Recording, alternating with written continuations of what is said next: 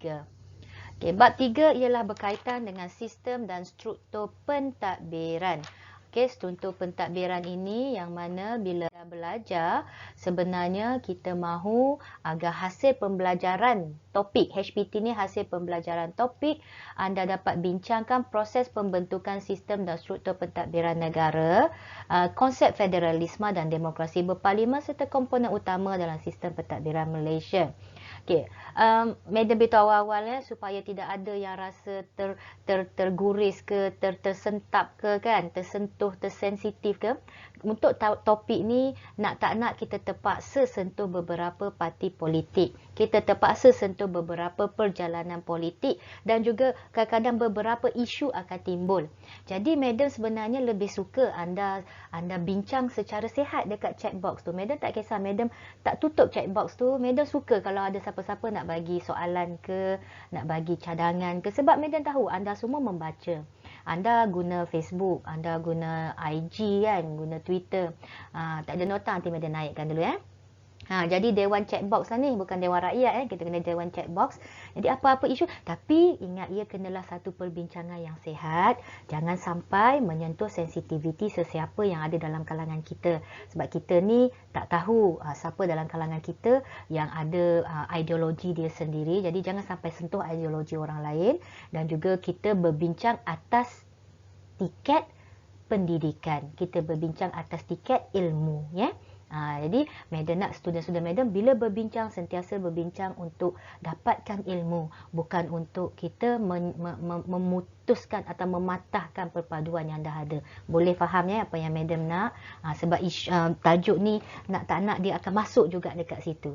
Dia akan masuk walaupun madam bawa seselamat mana pun, memang akan masuk ke jurang-jurang yang agak panas, sensitif-sensitif semasa Okey. Jom kita teruskan.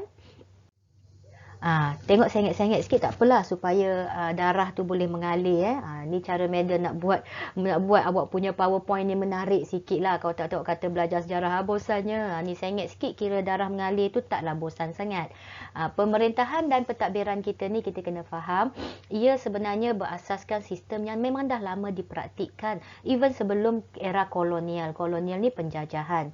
Jadi kita pun kena faham bahawa bukan sahaja kata merdeka baru ada pentadbiran sebenarnya lama dah, sejak zaman Kesultanan Melayu Melaka lagi. Even dalam kalau kita tengok refer balik kepada sejarah-sejarah lama Islam pun, sejarah-sejarah Eropah pun, memang mereka sebenarnya satu pentadbiran ini telah diajar lama dulu. Kena ada leader macam mana pun. Bila ada leader, jadi maksudnya satu pentadbiran itu telah berlaku. Gapo YouTube madam, nanti madam bagi link.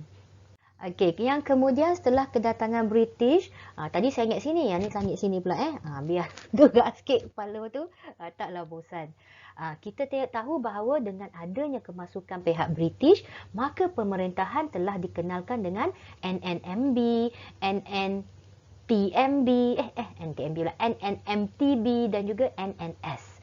Dan juga bagaimana sistem residen yang diperkenalkan oleh pihak British telah menggugat sedikit sebanyak kuasa diraja itu, menyebabkan berlakunya penentangan pihak istana terhadap gagasan Malayan Union. Itu semuanya sedikit madam refresh balik supaya anda boleh faham. Ini cerita sebenarnya. Selepas kemerdekaan, Malaysia pakai sistem pemerintahan demokrasi berparlimen dan sistem pemerintahan beraja yang merupakan salah satunya ketuanan Melayu yang masih wujud sehingga sini. Kita apa, sayang awak tu kalau tak ada tu tolong royak lah. Sebab kehadiran Loni kita, madam bukannya apa, kita memang lenient dengan pelajar. Pelajar masuk sekejap keluar ke, masuk sekejap keluar tak apa. Tapi sekurang-kurangnya dia kena beritahu kenapa dia tak masuk kelas. Sebab kita nak memastikan kehadiran dia tu adalah berrekod. Tolong beritahu member-member madam pun tak boleh buat apalah. Residen ni gapo? Daniel, terlepas ke bab-bab residen sebelum ni? Mungkin terlepas kot. Kawan nak masuk tapi tak boleh. Cubalah, dah 101 orang dah ni. Kemungkinan dia traffic jam kot. Cuba lagi sampai dapat. Kalau tak boleh juga, suruh dia tengok melalui YouTube madam nanti. Kalau dia masuk dah tengah hari tadi, nak masuk lagi pun tak ada masalah. Kalau tak nak masuk pun tak apa sebab dia dah masuk tengah hari tadi. Kiranya sunat je lah, bukannya wajib. Okey, kalau tengok ke empat-empat gambar ni, okey, media tutup gambar ni. Awak tengok ke empat-empat gambar ni, siapa yang rasa dia pernah pegang salah satu di antara gambar ni? Siapa pernah pegang boleh cakap lah, saya dah pernah pegang cogan alam, saya dah pernah pegang cogan agama, okey, saya dah pernah pegang cok emas, saya dah pernah pegang keris panjang diraja. Kalau pernah tu alhamdulillah, orang kayangan lah awak ni. Tapi kalau tak rajin pegang, madam pun tak rajin pegang. Even kalau pergi museum pun dia tak bagi kita pegang, kan maksudnya kita ni orang biasa-biasa je lah tu. Okey, menyedarkan diri sendiri. Okey. Jadi kalau ada simpan keris oh bagus simpan keris ni, mesti orang silat ni. Okey, kita tengok yang paling awal sekali iaitu 3.1 demokrasi berparlimen di Malaysia. Okey, ini soalan yang cakap tadi ia menyentuh tentang pembahagian pemerintahan, pentadbiran, perundangan dan juga kehakiman. Ini kita akan belajar satu-satu dalam topik ni. Yang ketiga-tiga topik ni lah. Ketiga-tiga topik ni lah yang akan bawa kita masuk ke dalam politik, masuk dalam isu yang ini. Banyak sangat isu lah Malaysia ni, banyak. Bukan satu isu, banyak sangat isu kan bila berkaitan dengan pentadbiran. Sebab itulah madam cakap pada awak banyak kali, madam bukan memberi ideologi, madam memberi awak ilmu. Jadi yang membina ideologi nanti adalah awak sendiri. Awak nak ikut yang mana, awak nak warna apa, awak yang tentukan. Tetapi madam sekadar mengajar apa yang boleh madam buat melalui ilmu. Ilmu yang ditulis ni. Okay. Sebaik mencapai kemerdekaan Tanah Melayu, kita terus guna pakai demokrasi berparlimen. Demokrasi berparlimen ini telah sebenarnya bukan menghapuskanlah, telah mengganti sistem monarki dan memilih pemimpin.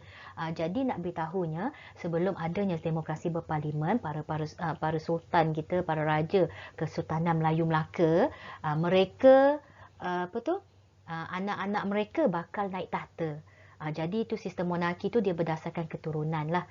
Kita ni demokrasi berparlimen, kita yang pilih siapa pemimpin kita. Kita tak suka pemimpin ni, kita boleh jatuhkan pemimpin ni dengan cara kita undi yang baru pula. Jadi maksudnya sistem demokrasi ni memberi peluang kepada anda dan saya untuk memilih siapa yang kita nak jaga Malaysia ni.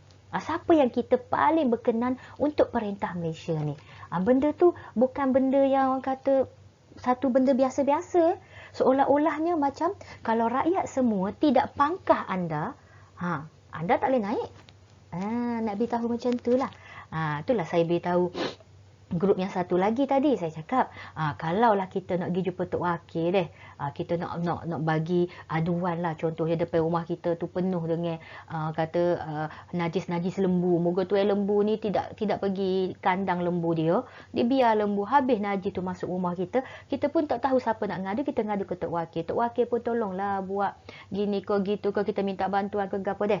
Kalau tiba-tiba dia kata tak ada masa, dia tak nak layan awak. Awak kena ingat, Tok Wakil jadi Tok Wakil sebabnya rakyat yang pangkah. Awak boleh royak ke Tok Wakil.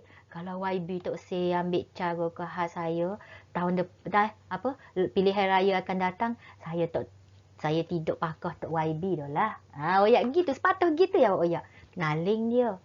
Sebabnya dia tahu, sekali je rakyat tidak pangkah dia, tak jadilah YB dia nya.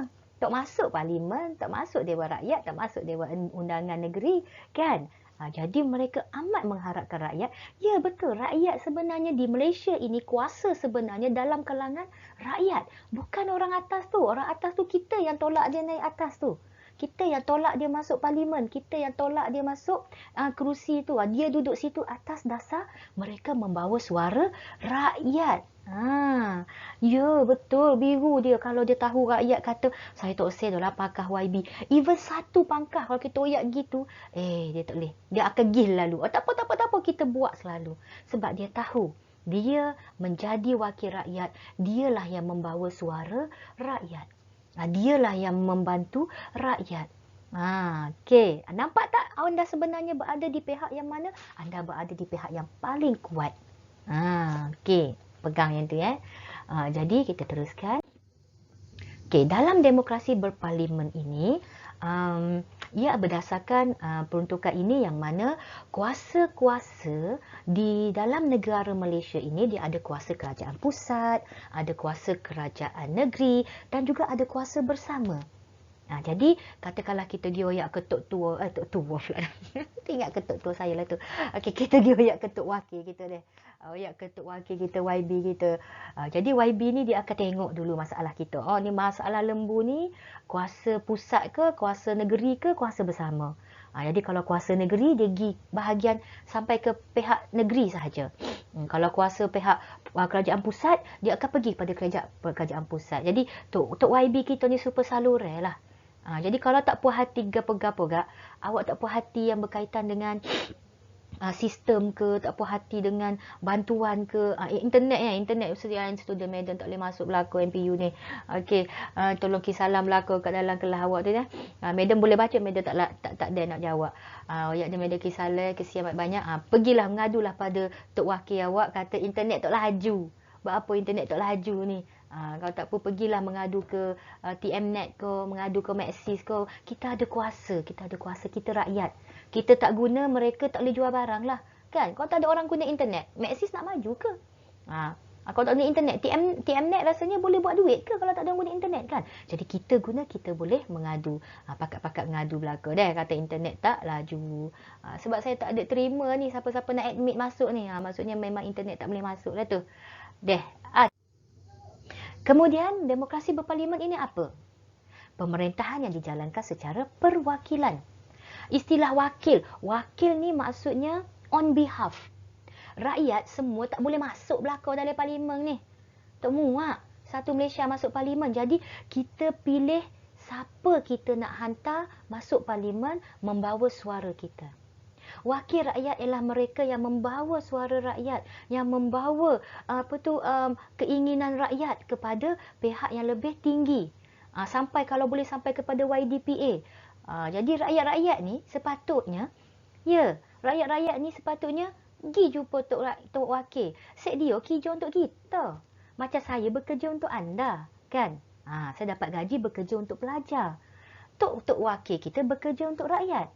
Jadi amat tidak betul lah kalau kita kata Tok Sri mengganggu Tok Wakil. Tak ada istilah ganggu. Kalau dia kata awak mengganggu dia tu, awak boleh persoal balik. Awak kata siapa yang mengangkat Tok Wakil naik kalau bukan rakyat?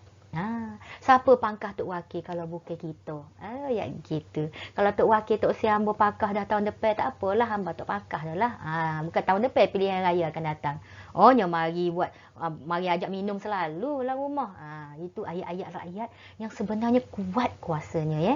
Itu nak beritahu ini kuasa demokrasi berparlimen, kuasa di tangan rakyat ya. Okey, rakyat melibatkan diri dalam sistem pemerintahan negara serta memilih pemimpin melalui pilihan raya, manakala raja menjadi lambang taat setia rakyat. Okey, awak nak lawai Tok Wakil. Bukan lawai, awak nak minta Tok Wakil tu supaya menjalankan tugas dia dengan baik. Kita pun nak tolong Tok Wakil deh. Sebab Tok Wakil nak lagi jadi Tok Wakil nanti sesi akan datang. Jadi kita royak gitu supaya Tok Wakil boleh melaksanakan tugas dia dengan baik. Itu amanah tu, amanah. Boleh guna ayat tu, tak ada masalah. Jadi sebenarnya kita melibatkan diri kita dalam pemerintahan negara secara tidak langsung.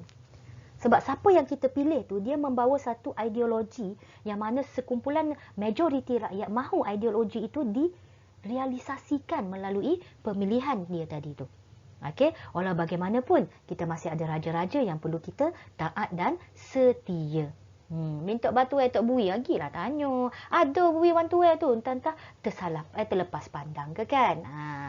Jangan cakap tak bui, kita boleh kita tanya deh. YB, mana bantuan saya? InsyaAllah YB akan bagi. Okey, selepas Tanah Melayu merdeka, ini adalah 3 ciri demokrasi berparlimen yang kita nak bincang dalam kelas ni Yang pertama, raja berperlembagaan. Apa itu makna raja berperlembagaan? Raja tu raja lah. Okey, sultan-sultan kita yang masih ada lagi. Sekarang ni hanya ada 9 sahaja negeri yang ada sultan. Yang ada raja. Walaupun Melaka dia muncul dengan adanya seorang sultan, tetapi sekarang Melaka tidak ada sultan. Jadi janganlah cakap semalam saya baru saja pergi menyembah Sultan Melaka. Peliklah kalau semalam baru pergi menyembah Sultan Melaka. Sebab Sultan Melaka sudah tidak ada. Okey, kena ingat tu. Sultan Kelantan ada, Sultan Ganu ada, Sultan Johor ada, Sultan Pahang ada. Jadi ada beberapa sultan ni 9 sultan. Yang lain tu adalah yang dipertua negeri. Kita kena semak balik tu ya. Ya, kadang-kadang ada orang tak perasan tu dia sebut Sultan Melaka tu. Deh. Okey, jadi Raja Berperlembagaan ini ada peruntukannya dalam Perlembagaan Malaysia. Kita tahu YDPA yang di-Pertuan Agong adalah dalam kalangan sultan yang dipilih daripada semua negeri-negeri Tanah Melayu. Dia ada rotating system dia. Sistem sistem putaran dia tu. Kitaran dia tu. Jadi kita Kelantan sudah 2 kali menjadi YDPA. Sultan Yahya dan juga Sultan Muhammad kelima pernah menjadi YDPA Malaysia. Tapi sayang, 1000 kali sayang sebab Sultan Muhammad V meletakkan jawatan sebagai YDPA. Kita pun agak terkesan lah dengan apa yang berlaku. Tetapi nak buat macam mana? Mungkin ada perkara yang perlu beliau take over lah di Kelantan. Wallahualam bisawab. Dan sekarang telah diganti dengan YDPA yang baru. Sultan apa YDPA baru kita ni? Cuba jawab sikit. Khabar ke tidak siapa YDPA kita? Mari mana Sultan YDPA baru? Okey, bagus. Sultan Pahang. Jadi kitaran itu masih berjalan lah. Dia akan kita semua negeri yang ada sultan ni akan boleh naik jadi YDPA. Okey. Kita tengok lagi. Seterusnya, proses pilihan raya. Kalau cerita pasal pilihan raya, kalau tak panas itu bukan cerita pilihan raya. Kalau kata dingin, sejuk, bosan-bosan tu bukan cerita pilihan raya. Cerita pilihan raya ni satu Malaysia bergegar sebab pilihan raya kan. Sebab dia macam satu festival kalau buat kat Malaysia ni pilihan raya. Sebab semua rakyat keluar untuk melihat calon-calon yang datang yang akan bertanding kan. Pergi kempen calon, pergi bantu calon, pergi tengok calon. Okey. Jadi dekat sini pilihan raya adalah satu proses yang mana proses ini akan membentuk negara tersebut dan Malaysia salah satunya ya. Menurut Kamus Dewan, pilihan raya ialah pemilihan umum yang diadakan untuk memilih wakil di parlimen, wakil DUN dan sebagainya. Okey, jadi pilihan raya umum dijalankan untuk memilih wakil-wakil parlimen. Jadi kita nak angkat siapa pergi parlimen? Awak nak siapa paling ramai dalam parlimen? Paling senang cakap lah parti mana awak nak masuk parlimen tu sebagai parti majoriti dalam parlimen. Itulah saya kata nak cerita pasal ni kena cakap pasal parti. Okey, jadi buka minda kita bercakap parti-parti ni sebabnya itu negara kita. Takkan nak cerita pasal negara mereka kot, moga belajar pasal pengajian Malaysia kena juga masuk ke bahagian parti-parti kerajaan Malaysia ni. Jadi kita buat pilihan raya umum sebab kita nak tengok siapa yang kita boleh hantar sebagai kuasa atau suara majoriti, kerusi majoriti dalam parlimen. Dia bawa suara kita ya. Dan juga siapa yang kita nak pilih jadi wakil-wakil DUN, Dewan Undangan Negeri. Siapa awak nak jadi tok wakil awak? Yang membawa suara orang setempat ini ke peringkat yang paling tinggi. Supaya kita orang setempat boleh bangun bersama-sama dengan orang-orang di bahagian-bahagian yang lain. Okey, walau bagaimanapun dalam keadaan tertentu yang di-Pertuan Agong boleh mengarahkan pilihan raya diadakan lebih awal. Walau bagaimanapun kita tahu bahawa YDPA itu mempunyai kuasa yang lebih tinggi daripada yang lain. Okey, sekiranya YDPA membubarkan parlimen. Parlimen dibubarkan, tak ada istilah parlimen ditangguh, parlimen dibatal, tak ada Istilah dia parlimen dibubarkan. Maksud bila dibubarkan tu, dengar je lah, awak dengar je. Parlimen pada hari ini dibubarkan. Maksudnya bila dibubar, adalah pilihan raya akan dilakukan dalam tempoh 60 hari. Okey, kita dengar azan dulu Okey, kita teruskan lagi Kita teruskan sikit lagi ni untuk masa dalam 28 minit lagi tinggal. Baik. Jadi untuk yang tadi pilihan raya tadi bagi Sabah dan Sarawak tempohnya adalah lebih panjang iaitu 90 hari sebabnya bilangan penduduk yang tinggal di kawasan pedalaman sangat ramai.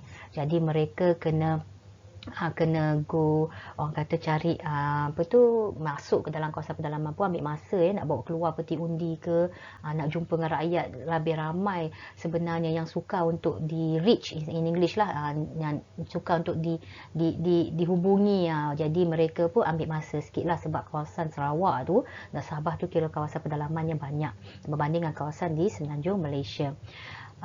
Kenapa kalau parlimen dibubarkan YDPA, pilihan raya akan dilakukan, madam? Pandai, terima kasih Azkar. Betul lah tu. Bila parlimen dibubarkan, maknanya kerajaan kita dibubarkan. Kita tak ada kerajaan lah. Tak ada lah Perdana Menteri kita.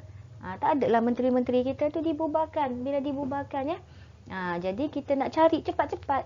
Nak cepat-cepat cari supaya kalau boleh dalam tempoh 60 hari itu, pemimpin itu boleh digantikan dengan pemimpin yang kita sendiri pilih. Dan memang rotating dia macam tu. 5 tahun sekali kita akan buat pilihan raya. Sebabnya kita tak nak pemimpin yang sama. Sebabnya selepas 5 tahun sekali ni kita ada generasi baru yang akan datang. Ini generasi baru ni mungkin membawa satu ideologi yang baru. Jadi mereka nak pemimpin yang baru. Tak naklah pemimpin yang sama je. Mungkin mereka nak tukar pemimpin. Tapi kalau mereka nak pemimpin yang sama tak ada masalah. Kekalkanlah. Tapi kalau mereka generasi baru ni selepas 5 tahun, mereka rasa mereka nak tukar yang baru, inilah masanya untuk tukar kerajaan. Kalau kita pasal tukar kerajaan ni, berkobar-kobar semangat. Ramai orang akan berkobar-kobar semangatnya. Jadi yang mengelola, menyelia dan bertanggungjawab dalam urusan pilihan raya di Malaysia, SPR telah dilantik Suruhanjaya Pilihan Raya Malaysia, SPR. SPR ni pun sebenarnya ada isu-isu dia. Jadi kita fokus kepada yang tidak isu lah ya. Kalau mereka tahu isu tu, mereka fahamlah. Okey, Perkara 114 Perlembagaan Persekutuan Malaysia memberikan kuasa kepada SPR untuk mengadakan pilihan raya umum ke atas Dewan Rakyat dan Dewan Undangan Negeri serta mengadakan pilihan raya kecil. Jadi, kalaulah negara kita ini pada waktu itu perlu kepada pilihan raya selepas dibubarkan tu, ataupun pilihan raya ni dia ada peringkat-peringkat dia, pilihan raya umum, pilihan raya negeri, pilihan raya kecil, kawasan. Okey, jadi SPR lah yang akan handle semua benda tu. Bila SPR handle semua benda tu, jadi kita sebenarnya mempunyai satu badan lah Suruhanjaya ni yang bertindak untuk untuk pantau proses pilihan raya yang berlaku daripada start dibubarkan parlimen tadi sehinggalah satu kerajaan baru terbentuk. SPR tadi sepanjang proses pilihan raya akan memainkan peranan yang besar. Ya, betul. Okey, Khairul Azim, terima kasih. Mariza, Jabatan Istana Azkar, okey, terima kasih.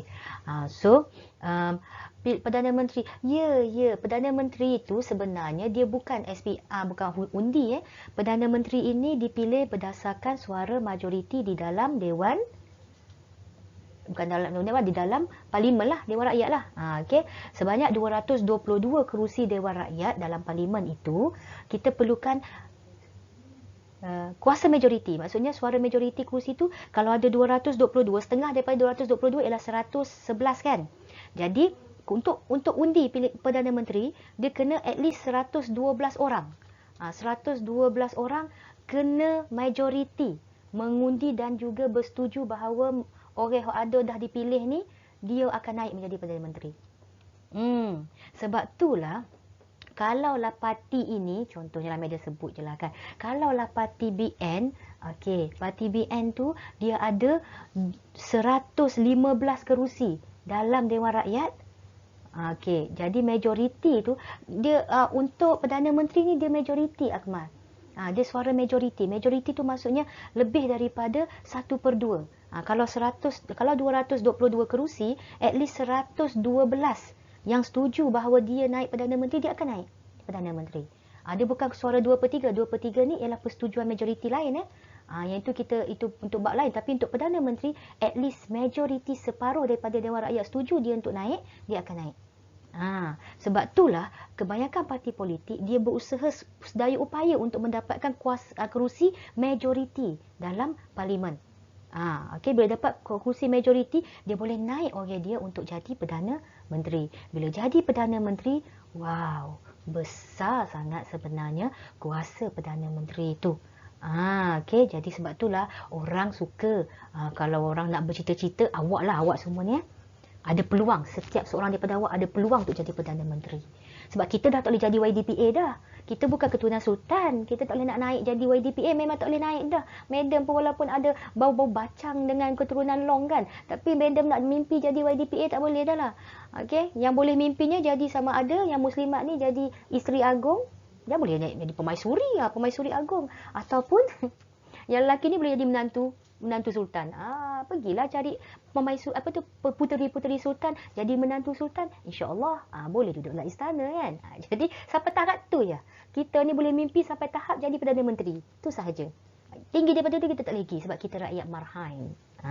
Kita jadi orang yang berada dalam Dewan Rakyat itu, yang kita pilih tu adalah orang-orang kita lah. Rakyat sama macam kita lah. Kita nak rakyatnya masuk dalam Dewan Rakyat. Kenapa nak angkat orang yang bukan Dewan Rakyat, orang rakyat yang masuk sana kan? Jadi bila mereka masuk, mereka pilih pemimpin Perdana Menteri itu, jadi itulah yang akan diangkat jadi Perdana Menteri. Nak teka puteri. Tengok cerita Korea. Okey. Drama Korea banyak cerita teka-teka puteri-puteri ni. Okey, 576 kerusi Dewan Undangan Negeri. Okey, SPR merupakan sebuah badan yang bebas. Walau bagaimanapun tindakan SPR Suruhanjaya Pilihan Raya, mereka tidak boleh melakukan sebarang tindakan ataupun mereka berbuat menunjukkan sikap bias terhadap mana-mana parti politik. Dia tak boleh. Dia tak boleh.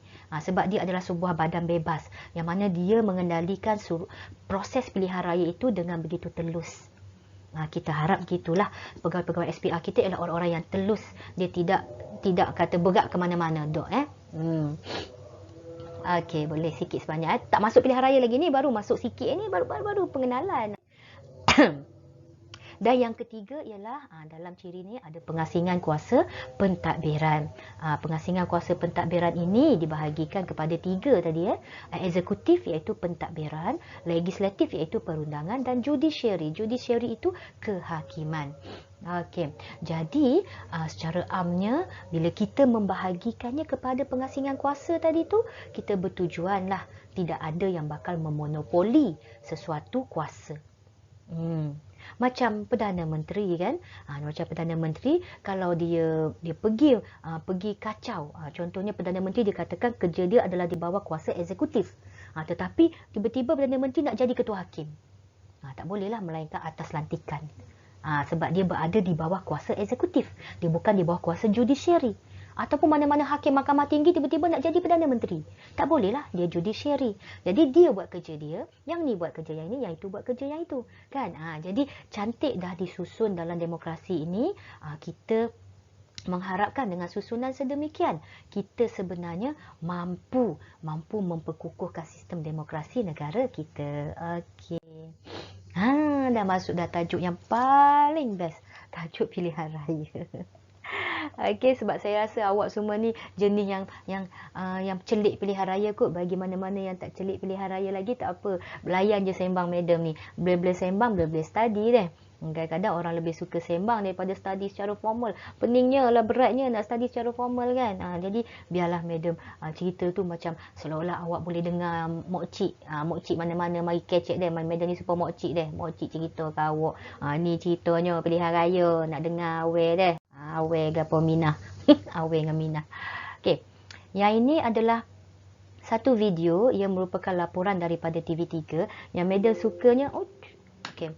Yang madam sukanya adalah macam mana dia tunjuk keputusan. Ini adalah keputusan pilihan raya yang ke-14 pada tahun 2018. Ketika itu pilihan raya itu merupakan satu pilihan raya yang kekal dalam sejarah, di mana buat pertama kalinya BN kalah kepada parti-parti PKR dan DAP. Okey, sebab mereka bersatu waktu tu. Jadi waktu ni kita nampak berlaku perubahan dari segi pemerintahan. Memang orang rasa macam itu adalah satu turning point yang akan diingati seumur hidup dalam pilihan raya ke-14, pilihan raya umum ke-14. Okey, tengok dulu ya.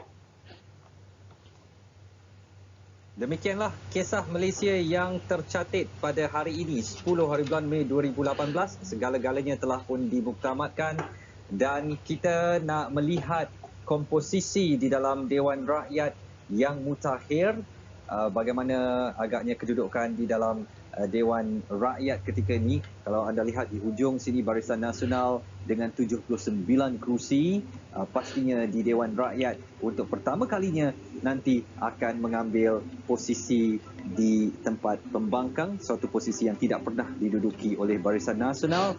Nah, PKR di sebelah sini menguasai 103 kerusi campur 9 kerusi DAP yang ditandingi di Sabah dan Sarawak, dan katanya PAS tidak akan membuat sesuatu yang signifikan bagi pilihan raya umum ini. Ternyata juga meleset kerana 18 kerusi dimenangi oleh PAS dan 8 kerusi lagi dimenangi oleh Warisan di hujung sana. Jadi kalau nanti percaturannya blok PKR ini akan bercampur kembali dengan DAP tambah Warisan, maka majoriti besar daripada Dewan Rakyat ini, walaupun bukan majoriti 2/3, tetapi Pakatan Harapan telah menguasai Dewan Rakyat untuk pertama kalinya dalam sejarah dan mengubah komposisi serta mengubah kedudukan yang mana Pakatan Harapan akan duduk di sebelah kanan Speaker Dewan Rakyat, manakala Barisan Nasional untuk pertama kalinya dalam sejarah akan duduk di sebelah kiri dari Speaker Dewan Rakyat. Ini adalah komposisi kerusi di dalam Dewan Rakyat yang anda sebagai pengundi telah tentukan hari ini membentuk segala-galanya yang baru di Malaysia. Okey, tu dia kata tu. Anda yang telah memilihnya. Jadi kat situ kita tengok bagaimana Pakatan Harapan berusaha untuk menjatuhkan kerajaan yang sedia ada, iaitu kerajaan BN. Kita boleh katakan bahawa kerajaan BN sendiri pun macam tak sangka bahawa mereka boleh dijatuhkan oleh Pakatan Harapan dengan majoriti yang agak tinggi jugalah. Jadi kita nampak kat sini perubahan kuasa itu boleh berlaku sekelip mata atau bila-bila masa sahaja dengan adanya kuasa pangkah daripada rakyat. Jadi apa lagi yang kita nak kata? Kita nak kata kita ni rakyat tak ada apa-apa makna. Tak. Mereka berada begitu dalam Dewan Rakyat kerana kita yang menolak mereka ke situ. Kita yang angkat mereka ke situ. Jadi kuasa yang bertukar ini, pemerintahan yang bertukar warna ini, pemerintahan yang bertukar pemimpin ini adalah satu pemerintahan yang dipilih oleh rakyat. Kerana kita percaya kepada Pakatan Harapan pada ketika itulah, pada PRU 14 itu ramai majoriti rakyat Malaysia percaya kepada Pakatan Harapan yang boleh membawa manifesto mereka dengan baik. Jadi mereka memilih Pakatan Harapan untuk menggantikan kerajaan Barisan Nasional. Innalillah, siapa meninggal? Untuk mengulu innalillahi wa inna ilaihi raji'un. Okey, jadi inilah ceritanya. Kita tengok next.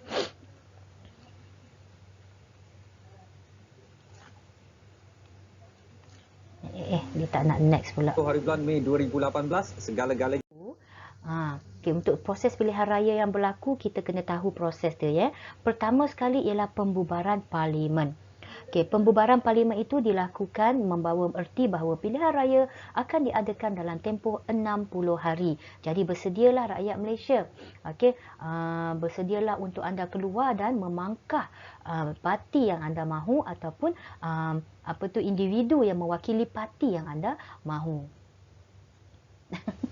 Kenapa kena pangkah? Kenapa tak raid je?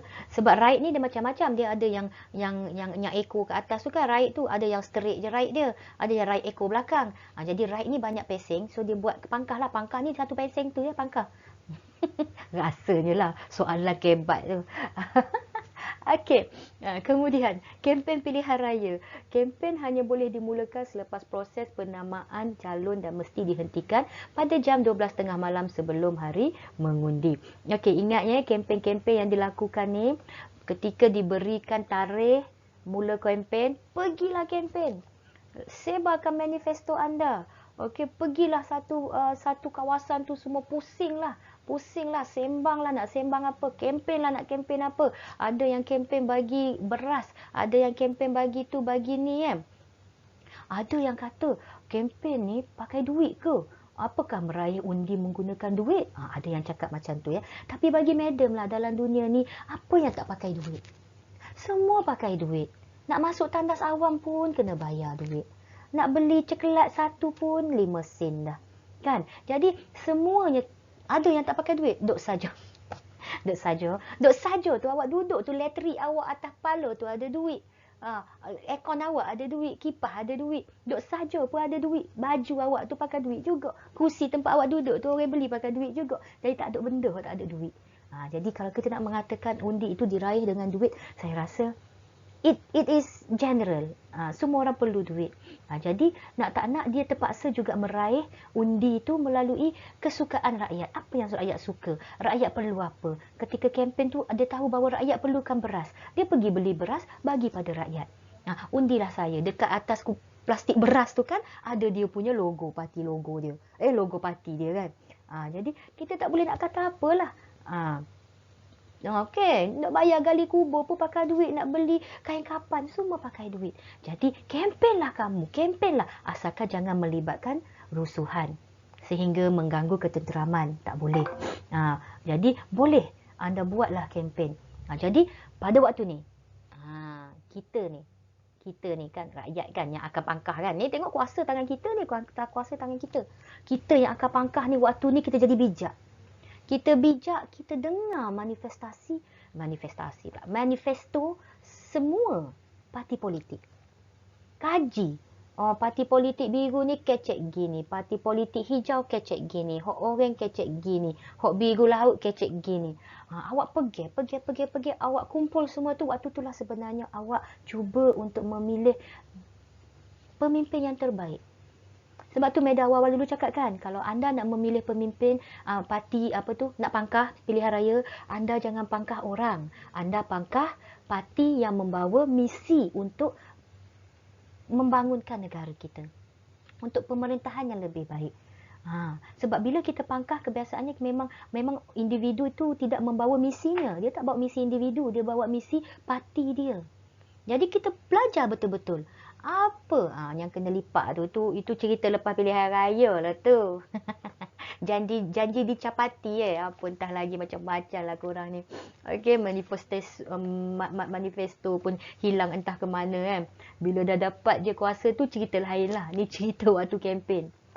Kempen sebab dia dibenarkan untuk berkempen, untuk melobi, untuk memberikan manifesto dan janji-janji itu diberikan kepada calon. Jadi kitalah rakyat yang kena apa? Kitalah rakyat yang kena tentukan. Bijaklah sikit. Janganlah orang ni kata sikit percaya dah. Semak dulu gapo dia oyak. Semak dulu misi parti dia macam mana kan? Itulah tugas kita sehingga ia dihentikan pada jam 12.30 malam sebelum hari mengundi. Undi adalah rahsia. Okey, tiada siapa-siapa boleh tahu undi kita. Walhal suami kita pun tak tahu. Dia pun tak tahu, tak boleh tahu. Sebab itu undi rahsia. Awak tanya madam, mana boleh madam beritahu. Madam bukan memberi ideologi pada awak, ingat. Madam memberi awak ilmu. Yang membina ideologi adalah anda. Okey, ingat tu, ideologi tu saya sendiri yang bina. Ingat itu. Okey, jadi pilihan raya, ketika pilihan raya diadakan, waktu ni dah tak boleh ngepeng dah. Tak boleh berkempen pada hari pilihan raya. Kalau ada yang berkempen pada hari pilihan raya, boleh pergi buat aduan ke SPR. Pergi buat aduan. Kata, tu calon tu dia kempen lagi walaupun hari pilihan raya. Tak boleh, tak boleh. Kita boleh buat aduan dan juga dikira melanggar. Sebabnya dia cuma sampai habis 12.30 malam tu, habis dah. Pada hari mengundi, hanya pergi mengundi. Okey, jadi pilihan raya biasanya diadakan di sekolah-sekolah dan juga ada beberapa pihak yang menghantar undi melalui pos. Mereka ni adalah orang-orang yang terlibat pada hari pengundian. Contohnya macam polis, tentera, mereka berjaga-jaga takut ada rusuhan lah. Color ni tak puas hati yang color tu kan. Jadi buat rusuhan, mereka kena berjaga-jaga, mereka bekerja pada hari pengundian.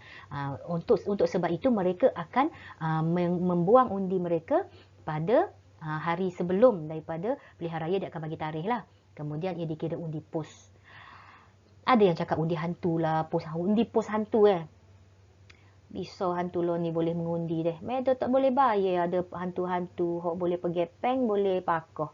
Tak boleh bayar lagi. Kalau pocong tu tak ada tangan dah. Dari setara mana dia boleh pakoh tu? Tu nak oyaknya. Ada macam-macam lah orang kata.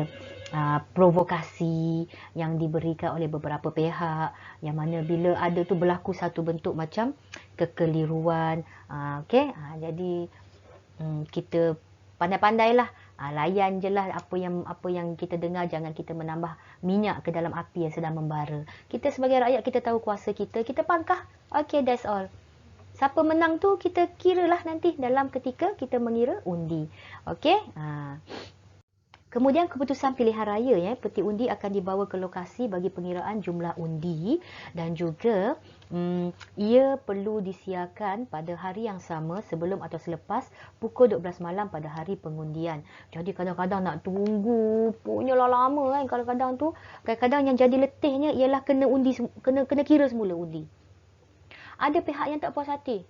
Katakanlah dia kata keluar dah keputusan kan, ada yang kata tak puas hati. Kami nak minta supaya dikira balik undi. Oh, letih kira balik undi. Orang yang tak mengundi tu dikira macam mana? Dia dikira, kalau saya lah, dia dikira, kalau madam rasa macam dialah penyebab, dia tanggunglah dosa. Dialah penyebab negara ini sama ada dengan satu undi dia tu boleh orang yang baik atau orang yang tidak baik menjadi pemerintah negara. Yalah. Tak laksanakan tanggungjawab. Setiap orang ada tanggungjawabnya. Kita ni rakyat, kita bukan tanggungjawab kita saja. Itu kuasa kita. Kenapa tak nak guna kuasa kita tu? Tu yang letih tu. Bawa lah. Kalau mereka tak nak tu, akuk dia tu pergi ngundi. Kalau tok laki dia tak usah pergi ngundi, pergi tarik dia pergi ngundi. Panggil polis. Polis tolong bawa tok laki saya pergi ngundi. Tak usah ngundi.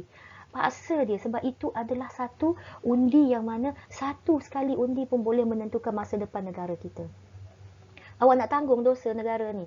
Sekiranya diambil alih oleh orang yang tidak betul, orang yang tidak menjalankan hukum-hukum yang betul di negara kita. Awak nak tanggung ke kemusnahan negara ini kalau orang itu ialah orang yang sebenarnya menyeleweng negara kita dan memberi negara kita pada penjajah semula. Awak nak jadi orang tu ke? Jadi kalau awak tak nak jadi orang macam tu, pergilah mengundi. Oyak gitu kau rela, oyak gitu. Siapa tak saya mengundi, oyak super medan oyak tu. Demo nak jadi ke? Asbab kepada penjajah mari mula ke tanah Melayu ni. Ke tanah Melayu, ke Malaysia. Awak cakap, awak kan dah belajar. Awak kan biso-biso boleh jawab soalan saat ni kak. Biso lah tu. Siapa jaga kotak undi? SPRM lah. Orang-orang SPRM, orang-orang SPR yang telah dilantik lah. Mereka ada macam satu badan lain pula, jawatan kuasa mereka itulah yang akan kira undi. Kira undi bukan kira super kira duit, tak. Sore buka. Dia catat gapo, minta tak tahu, minta tak nampak catat gapo, minta tak nampak dia buka. Okey, kalau sore lagi baca. Parti BN satu undi. Buka pula. Orang lain pula catat BN satu. Yang kedua, PAS satu undi. Dia catat. Jadi kira undi ni bukan kira laju duk, dia kira so. Kalau ada 5,000 orang hok mengundi kat situ, 5,000. Oh, peluh habislah orang kat situ dah. Tapi itulah kerja dia kena kira undi tu. SPRM, madam ambil calon PRU. Siapa nak pangkah madam? Awak nak pangkah madam ke? 2-3 orang ya. Okey, SPRM tak lipat ke madam? Ginilah kalau kita nak tanya tentang SPRM lipat ke tak tu bagi madam lah. Dia adalah satu suruhanjaya yang telah orang kata disemak integritinya, yang mana mereka telah mengambil sumpah untuk tidak cenderung kepada mana-mana parti politik dan bersifat neutral. Jadi kita pegang macam tu saja. Yang selebihnya dia lipat tak lipat tu, itu adalah orang kata individu. Individu yang mana bukan disebabkan oleh Suruhanjaya tu, tapi disebabkan oleh beberapa individu yang mana satu Suruhanjaya kena. Kena ingat, sifat individu itu tidak melambangkan organisasi dia. Jangan pukul rata. Okey, buat backflip tanggungjawab sendiri Jadi kita jangan persoal lah. Kita percaya sebab kita percaya itu Suruhanjaya yang sudah dilantik dan mereka memegang tanggungjawab mereka dan integriti mereka dengan sebaiknya. Sikit je lagi petisi pilihan raya. Siapa-siapa rakyat ataupun calon-calon yang tak puas hati dengan perjalanan atau keputusan pilihan raya, anda boleh membuat satu petition tau. Petition secara majoriti lah. Buat satu petition, tapi kena ada bukti. Anda kata saya tak puas hati dengan keputusan pilihan raya di Tumpat. Kenapa? Kerana ada contohnya anda kata ada bukti bahawa yang ini itu peras ugut ke, sogokan ke. Kena ada bukti lah, ataupun tak patuh undang-undang ke, ataupun ada rasuah ke, ataupun ejen-ejen calon-calon tu tidak layak sertai pilihan raya. Jadi bila anda ada bukti, anda boleh mengeluarkan petition dan dihantar kepada SPR tadi tu, dan mereka akan cuba mengendalikan petition anda untuk memastikan bahawa keputusan pilihan raya dipilih dengan dipersetujui dengan sebulat suara oleh semua orang. Tu gambar madam, gambar adik madam tudung pink tu dan abang madam. Kita orang pergi mengundi sekali waktu tahun 2013 yang lepas. Tahun 2018 kita orang pergi mengundi pula. Lepas tu insya-Allah 5 tahun lepas 2018, tahun 2022. 2023. Okey, ada pula undiannya. Jadi semua orang bersedialah untuk hitamkan hujung jari ni, kita pergi mengundi. Awak jangan mengundi, awak kata saya mengundi ni sebab orang lain mengundi juga, suka-suka. Tak. Jadilah rakyat yang bijak, undilah pemimpin yang boleh memerintah negara dengan baik. Okey, faham semua?